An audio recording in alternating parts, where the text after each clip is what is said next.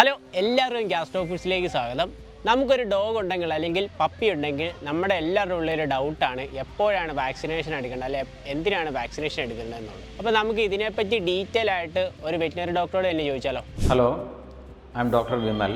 ഇന്ന് ഞാൻ പറയാൻ പോകുന്നത് നായകളിലെ വാക്സിനേഷനെ കുറിച്ചാണ്. രണ്ട് തരം വാക്സിനുകളാണ് നമുക്ക് അവൈലബിൾ ആയിട്ടുള്ളത്. കോർ വാക്സിൻസ് എന്ന് വിളിക്കും ഇതിനെ. മാർക്കറ്റിൽ നിന്ന് ലഭ്യമായ മൾട്ടി കമ്പോണൻറ്റ് വാക്സിൻ എന്ന് പറയുന്ന വാക്സിൻ, അത് അഡിനോ വൈറസ്, ടോസ്പൈറ, ഡിസ്റ്റംബർ, പാർവോ തുടങ്ങിയ അസുഖങ്ങൾ വരാതിരിക്കാനുള്ള വാക്സിനെയാണ് നമ്മൾ മൾട്ടി കമ്പോണൻ്റ് എന്ന് ജനറലി വിളിക്കുന്നത്. പിന്നീട് പേവിഷബാധയ്ക്കെതിരെയുള്ള ആൻറ്റി റാബീസ് വാക്സിനും കോർ വാക്സിനിൽ പെടുന്നതാണ്. ഇതിൽ മൾട്ടി കമ്പോണൻറ്റ് വാക്സിൻ 1.5 മാസം പ്രായമാകുമ്പോൾ അല്ലെങ്കിൽ 2 മാസം വരെ, 1.5 മാസം 2 മാസത്തിനും ഇടയ്ക്ക് നിങ്ങൾക്ക് മൾട്ടി കമ്പോണൻറ്റ് വാക്സിൻ എടുത്തു തുടങ്ങാം.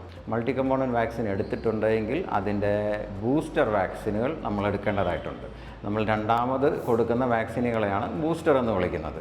21 ദിവസം കൂടുമ്പോൾ 2 ബൂസ്റ്ററുകളെങ്കിലും കൊടുക്കുന്നത് അഭികാമ്യമായിരിക്കും. 1.5 മാസത്തിൽ മൾട്ടി കമ്പോണൻറ്റ് വാക്സിൻ എടുത്തു കഴിഞ്ഞാൽ 2 മാസത്തിൽ തന്നെ നമുക്ക് ആൻറ്റി റാബീസിൻ്റെ ഫസ്റ്റ് ഷോട്ട് കൊടുക്കാവുന്നതാണ്. ഇതിൻ്റെയും ബൂസ്റ്റർ മിനിമം ഒരു ബൂസ്റ്റർ 21 ദിവസത്തിന് ശേഷം എടുക്കുവാൻ ശ്രദ്ധിക്കണം. ഈ 2 വാക്സിനുകളുടെയും ബൂസ്റ്റർ ഡോസുകൾ എല്ലാ വർഷവും തുടർച്ചയായി എടുക്കേണ്ടതായിട്ടുണ്ട്.